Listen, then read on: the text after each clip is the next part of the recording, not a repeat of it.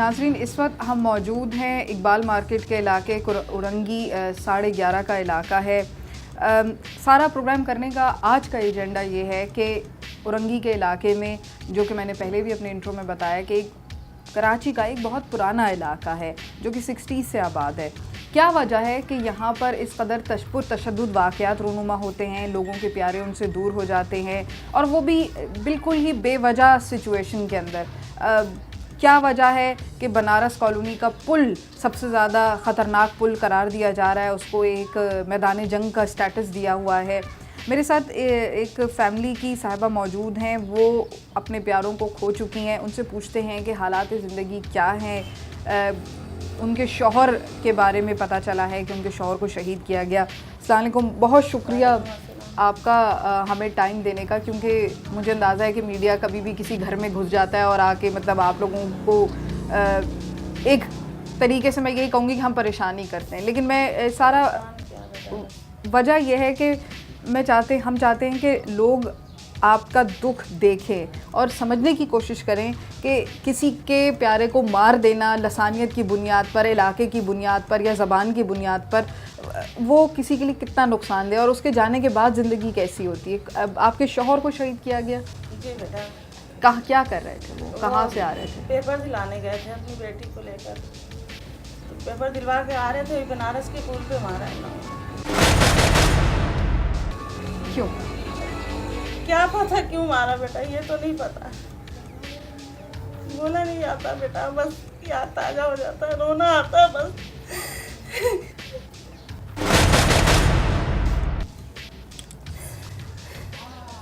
बहुत चहती बेटी थी, इतना मानते थे उसको। पेपर दिलवा के इंटर का आ रहे थे वो, बस पता नहीं बता रही थी बच्ची मेरी अभी है नहीं वो, नहीं तो वो इंटरव्यू दे देती। वो बता रही थी कि बस अब कुछ लोग आए और फायरिंग करके चले गए। अब्बू को सीने में लगी एक गोली, सीने में एक गोली हाथ में लगी, बस। जबकि वो किसी चीज़ में नहीं थे बेटा, कोई पार्टी वगैरह किसी में नहीं, कुछ भी नहीं, बस पेपर दिलवा के लेके आ रहे थे बेटी को। तो ये बनारस के पुल पे हुआ? बनारस के बेटी के सामने आपकी? जी। उसने बच्ची ने क्या किया जब ये वाक़े को देखा? तो वो भागी, किसी से मदद मांगी? हाँ, मदद तो मांग रही थी, बोल रही थी बस कोई हमारे अब्बू को अब्बासी हॉस्पिटल पहुंचा दे, लेकिन कोई उस वक्त मदद को तैयार नहीं। सब यही बोल रहे थे बस छोड़ो भागो, छोड़ो भागो। लेकिन बोल रही थी कि अब्बू मैं कहाँ जाऊँ, किसके पास जाऊँ, कैसे लेकर जाऊँ। कभी उसका कहीं का रास्ता भी देखा हुआ नहीं था। फिर वो हाथ जोड़ जोड़ के ये कर रही थी कि कोई भी खुदा रसूल का वास्ता दे रही थी कि कोई मेरे अब्बू को हॉस्पिटल पहुँचा दे, पास ही पहुँचा दे, ताकि जो भी थोड़ा बहुत जान है वो बच जाए। लेकिन कोई नहीं सुन रहा था। फिर बहुत देर के बाद पता नहीं उन लोग के दिल में कुछ रहम आया, वही बस वाले फिर वंडी के बस वही वापसी लेकर आए, फिर उसको लेके बासी गए।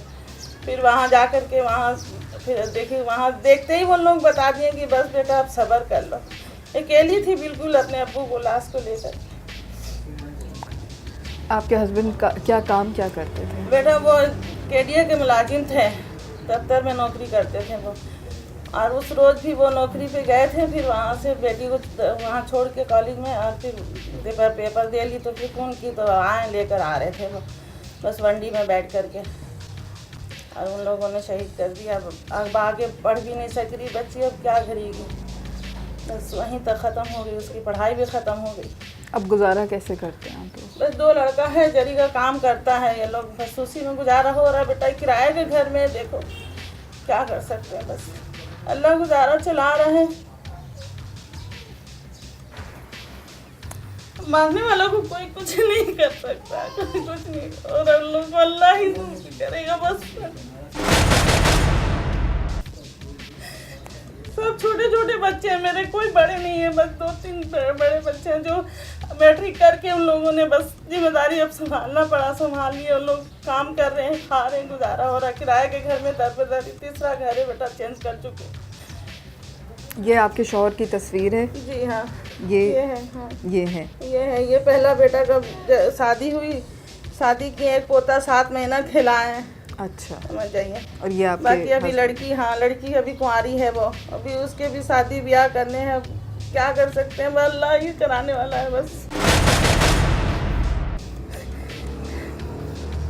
नाजरीन, मेरे पास अल्फाज नहीं है किसी के दुख को एक्सप्लेन करना। ये साहब, आप इनको तस्वीर में इस वक्त देख सकते हैं, इन्होंने क्या कसूर किया था। ये अपनी मासूम सी बच्ची को लेकर कॉलेज से सिर्फ एग्ज़ाम दिलवा कर ला रहे थे, वंडी बस में सवार थे और इनको गोली लगी और ये वहीं ऑन द स्पॉट शहीद हो गए।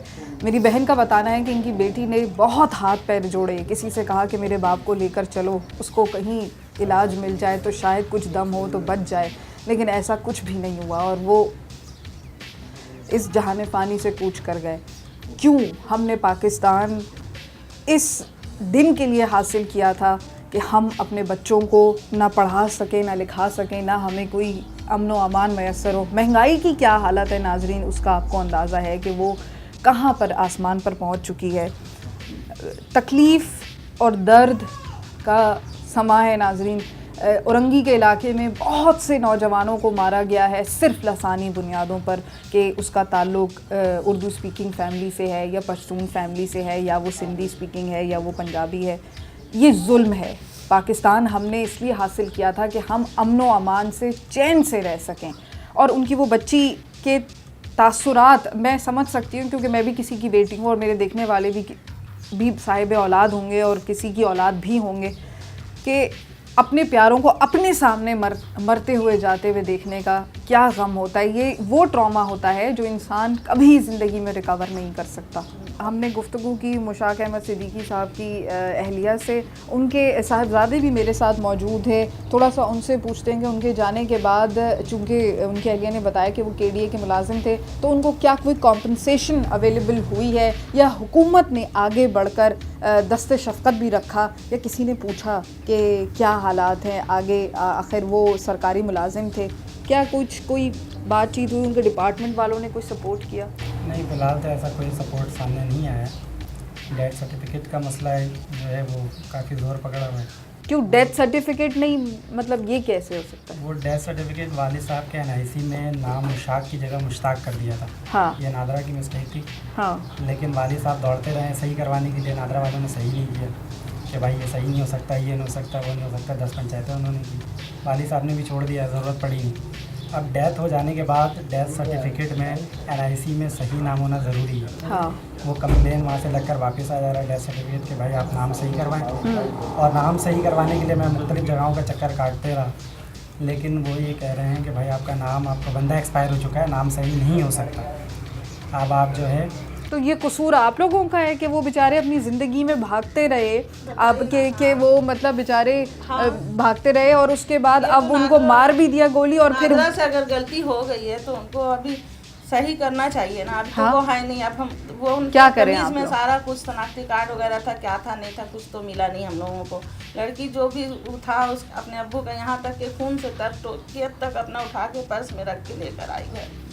लेकिन ये एक जरा से इस पे नाम गलती पे ना बेटा, अब तक हमारा पैसा कुछ मिला नहीं है। वहाँ से कुछ भी मिलता है, एक बच्चों का आसरा हो जाता है, घर सर छुपाने का जगह हो जाता बेटा, ये बहुत बड़ा है। तो मतलब आपके किसी हुकूमती नुमाइंदे से आपने जाके कांटेक्ट करने की है? किसी ने आपको कभी कोई फ़ोन करके पूछा कि बेटा कैसे हो? कांटेक्ट तो किया, मुख्तलिफ इदारों ने भी कांटेक्ट किया है। हाँ। लेकिन इस मसले का हल कोई भी अभी तक नहीं निकाल पाया है। लोअर जुडिशरी का मसला आ रहा है ये कि वो कोर्ट में आपको कह रहे होंगे कि लेके जाए इसको। कोर्ट वगैरह के हवाले से तो कोई बात नहीं हुई है। नादरा के चक्कर लगवाएं, नादरा के चक्कर लग रहे हैं। किसी बंदे के पास जाओ, वहाँ मेरी बात करवा दो, वहाँ जाके बात करवाते हैं। ठीक है हजरत, आप परसों आ जाइए, कल आ जाइए। इस तरीके से दौड़ाने के बाद कुछ दिन दौड़ाते हैं, फिर कहते हैं कि भाई हमारा मामला नहीं है, ये पॉसिबल नहीं है। ये पॉसिबल ही नहीं है। ये आपका कसूर था कि आपके वालिद को बीच चौराहे के अंदर, बस के अंदर मार दिया गया। ये इस कौम का कसूर है। क्या कह सकते हैं इस बारे में? नाजरीन, शर्मनाक मकाम है इस मुल्क के इदारों का। ख़ुसूसी तौर पर नादरा के बारे में मैं ये ज़रूर कहूँगी कि वो शख्स जो कि अपनी जान से हाथ धो बैठा, एक बस के अंदर जाते हुए उसको गोली लगी, वो अपनी ज़िंदगी के अंदर अपना शनाख्ती कार्ड पे नाम चेंज कराने की कोशिश करता रहा, लेकिन उसके मरने के बाद अब नादरा वाले कह रहे हैं कि अब कुछ नहीं हो सकता।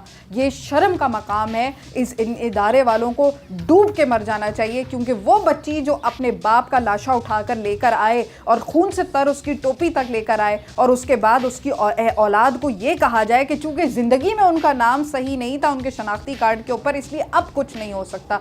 सिर्फ ये हो सकता है कि इस मुल्क के अंदर बड़े बड़े करप्शन हो जाएं, बड़े बड़े लोगों की जेबें गर्म हो जाएं, उनके पेटों में रोटियां पड़ जाएं, लेकिन गरीब के लिए ना कोई पूछने आता है, ना कोई इधर का हाल होता है। आखिर हम इस अंधेरी नगरी और चौपट राजा नामी जमहूरियत को कहाँ से खाएं, कहाँ निचोड़ें, कहाँ डालें? इसका हमें एक आम आदमी की ज़िंदगी पे क्या फ़र्क पड़ता है, औरंगी टाउन में रहने वालों की ज़िंदगी पर क्या फ़र्क पड़ता है? नाज़रीन, ये चीज़ें कोई करने को तैयार नहीं है, कोई आगे बढ़ता नहीं है कि अगर कोई उसका प्यारा मर गया है तो उसको आकर पूछें और उसको ज़्यादा से ज़्यादा फैसिलिटेट करने की कोशिश करें, क्योंकि वो ट्रॉमा के अंदर है। लेकिन यहाँ के इदारों के अंदर इतना भी नहीं है कि वो आगे आएँ और आके ये, अगर मैं मेरा प्रोग्राम को नादरा देखने वाले कर रहे हो तो वो प्लीज़ खुदा के वास्ते, ये ख़ानदान मेरे साथ बैठा हुआ है, मैं गुजारिश करूंगी कि अगर आप लोगों को बुरा ना लगे तो प्लीज़ इस फैमिली का मसला सॉल्व कर दें, क्योंकि ये साहिबा बहुत रो रही है। ये 3 घर किराए के बदल चुके हैं, लेकिन अभी तक उनको कोई मरने वाले की कॉम्पनसेशन नहीं दी गई। उसने सारी उम्र KDA में काम किया, लेकिन आज कोई कॉम्पनसेशन देने वाला नहीं है। नाज़रीन, मज़ीद कुछ केसेस से गुफ्तगू करूंगी, मेरे साथ रहिए।